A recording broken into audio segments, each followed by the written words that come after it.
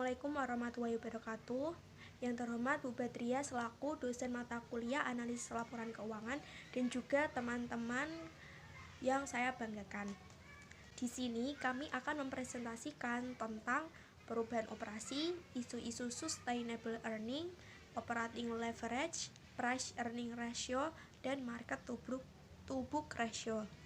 Sebelumnya, perkenalkan, saya Isna Kartikasari sebagai pemateri 1 dan moderator, Husniatul Sofa sebagai pemateri kedua, dan Dewi Fatmawati sebagai pemateri yang ketiga. Isu-isu sustainable earning.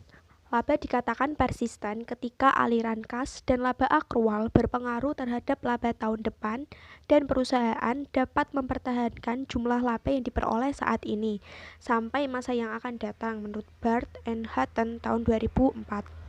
Persistensi laba menjadi pusat perhatian bagi para pengguna laporan keuangan, khususnya bagi mereka yang mengharap persistensi laba yang tinggi.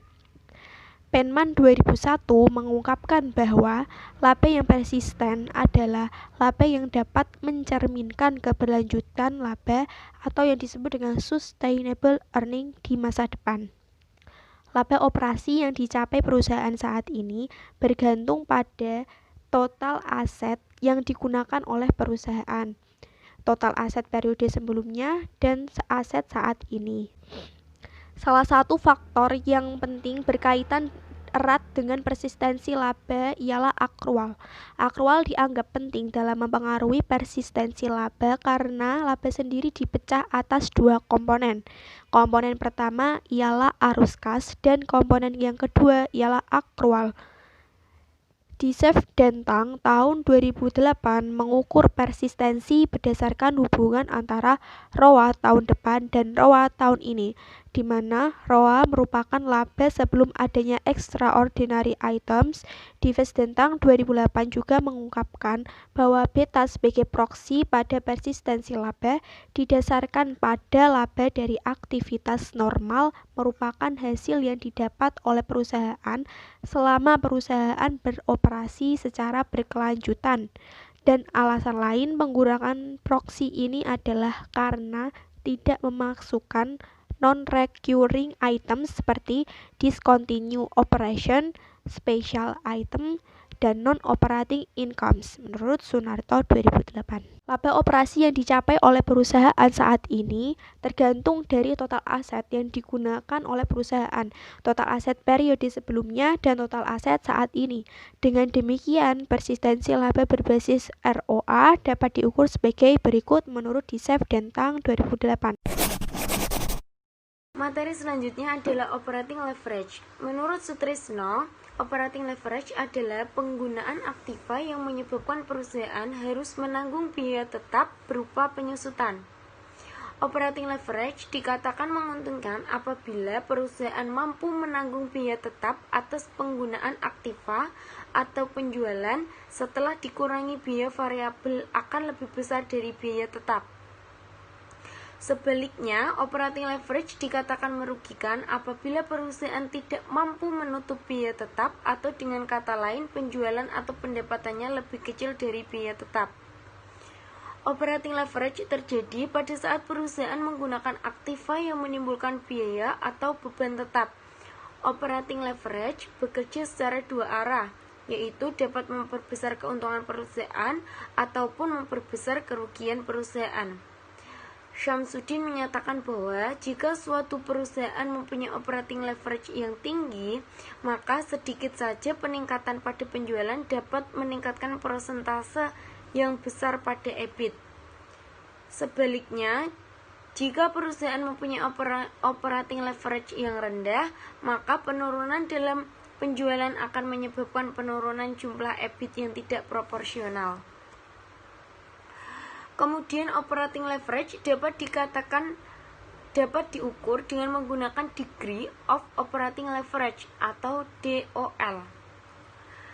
Dengan rumus DOL sama dengan persentase perubahan EBIT dibagi persentase perubahan penjualan. Selanjutnya price earning ratio. Price earning ratio atau PER yaitu salah satu ukuran paling dasar dalam analisis suatu saham. Secara mudahnya, PER adalah perbandingan antara harga saham dengan laba bersih perusahaan, di mana harga saham sebuah emitmen dibandingkan dengan laba bersih yang dihasilkan oleh emitmen tersebut dalam setahun. Karena yang menjadi fokus perhitungannya adalah laba bersih yang telah dihasilkan perusahaan. Maka dengan mengetahui PER sebuah emitmen, kita bisa mengetahui apakah harga sebuah saham tergolong wajar atau tidak secara real, dan bukannya secara future atau perkiraan. Ada dua cara untuk menilai tingkat kewajaran harga saham suatu emitmen setelah nilai PER-nya diketahui, yaitu dengan membandingkan dengan emitmen lain di sektor yang sama, yang sekelas, dan dengan melihat kinerja emitmen di masa lalu. Apabila kinerja sebuah perusahaan termasuk bagus atau sangat bagus, maka PER-nya tinggi. Bisa jadi harga sahamnya masih tergolong wajar. Kemudian market to book ratio. Market to book ratio merupakan rasio yang menunjukkan perbandingan antara nilai atau harga pasar saham terhadap nilai buku perusahaan yang diperoleh dari selisih antara nilai aktiva yang dimiliki oleh perusahaan dengan nilai wajar kewajiban. Semakin tinggi market to book ratio, maka semakin baik pula penilaian investor terhadap nilai buku perusahaan. Market to book ratio merupakan rasio perbandingan harga saham di pasar dengan nilai buku saham yang digambarkan di neraca. Materi selanjutnya yaitu dampak atau efek ketimpangan market to book ratio terhadap saham. Pengaruh market to book ratio terhadap saham dengan hasil rasio yang cukup tinggi antara nilai pasar dan nilai buku memiliki kemampuan dalam menghitung stock return atas proksi nilai buku untuk arus kas di masa yang akan datang, serta menghasilkan suatu variabel yang berhubungan dengan stock return, di mana strategi dasar dalam melakukan trading digunakan dua kombinasi, yaitu pendapatan dan nilai buku atau Bae dan Kim 1998. Right issue. Right issue atau HMETD atau hak memesan efek terlebih dahulu adalah hak bagi pemegang saham untuk membeli saham baru pada harga tertentu dan dalam jangka waktu tertentu. Pemegang saham yang berhak membeli saham right issue adalah pemegang saham yang memiliki atau memegang saham perusahaan hingga batas akhir come date. Jika pemegang saham tersebut tidak mengambil haknya, maka ia dapat menjual haknya tersebut kepada investor lain. Tujuan dan dampak right issue ada dua, yaitu sebagai berikut. 1. Untuk meningkatkan jumlah modal perusahaan yang digunakan dalam rangka meningkatkan jumlah produksi atau produktivitas perusahaan, seperti membangun pabrik baru, menambah jumlah mesin, dan lain-lain. 2. Untuk membayar utang perusahaan yang telah jatuh tempo atau mengurangi beban hutang yang ada, sehingga keuangan perusahaan terlihat lebih sehat dan mengurangi beban bunga perusahaan. Ada dua jenis right issue atau HMETD dalam menawarkan kepada pihak lain, yaitu sebagai berikut. 1. Dengan HMETD, di mana yang berhak membeli saham baru adalah pemegang saham perusahaan yang berhak. 2. Tanpa atau non-HMETD, di mana saham baru hanya ditawarkan kepada satu atau beberapa pihak saja. Sekian presentasi dari kelompok kami, kurang lebihnya kami mohon maaf. Semoga bermanfaat. Terima kasih. Wassalamualaikum warahmatullahi wabarakatuh.